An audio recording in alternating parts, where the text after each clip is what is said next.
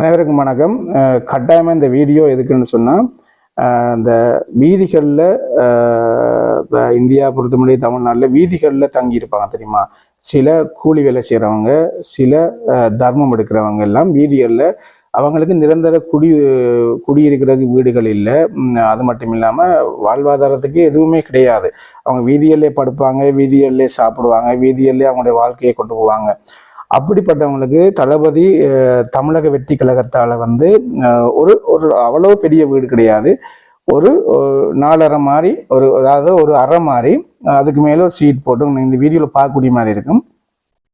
அப்படி ஒரு வீடு அமைச்சு அவங்களுக்கு ஒரு வாழ்வாதாரத்துக்கு ஒரு ஊக்கம் கொடுத்து அவங்க நிம்மதியான நித்திரை கொள்றதுக்கோ இல்லை நிம்மதியாக வாழ்றதுக்கோ தளபதி விஜயன்னா இதை ஒரு ஏற்பாடு செய்து கொடுத்துருந்தாரு அந்த 7 லட்சங்களுக்கு. தெளிவாக புரிஞ்சுங்கன்னு சொன்னால், அந்த வீட்டை விமர்சனம் செய்கிறாங்க கோழிக்கூடு அது இதுன்னு சொல்லி. ஏன் விமர்சனம் செய்கிறீங்க? இவ்வளவு காலம் அந்த சனம் அந்த மக்கள் ரோட்டில் தானே கிடந்தாங்க. அப்பொழுது நீங்க ஆட்சியில் இருக்கிறவங்க அவங்கள பார்த்தீங்களா? இல்லை. இதை விமர்சனம் செய்யறவங்க யாரும் பார்த்தீங்களா? இல்லை. வேற அரசியல் கட்சிகள் பார்த்தீங்களா? இல்லை. தளபதி தன்னுடைய காசை மக்களுக்கு இப்போ ஏழுமா எல்லாருக்கும் செய்ய முடியாது. ஆனா அதை சுருக்கி இப்போதைக்கு நீங்க வாழ்றதுக்கான எல்லா வாழ்வாதாரத்தையும் தளபதி செய்தாரா இல்லையா? தளபதி ஆட்சிக்கு கட்டாயமா இன்னும் இதை விட பல மடங்கு செய்திருவாரு, நம்புங்க.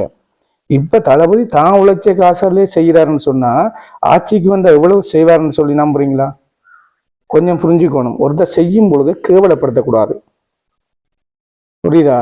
அவரை கேவலப்படுத்தாங்க. இந்த வீடியோ முழுக்க பாருங்க. என்னன்னு சொன்னா அவரை கேவலப்படுத்துறீங்க. இதுவரைக்கும் அந்த மக்கள் ரோட்டில் தங்கி இருக்கும் பொழுது, சாப்பிட வழி இல்லாம படுக்க வழி இல்லாம இருக்கும் பொழுது நீங்க எல்லாம் எங்க போனீங்க? விமர்சனம் செய்யறீங்களா?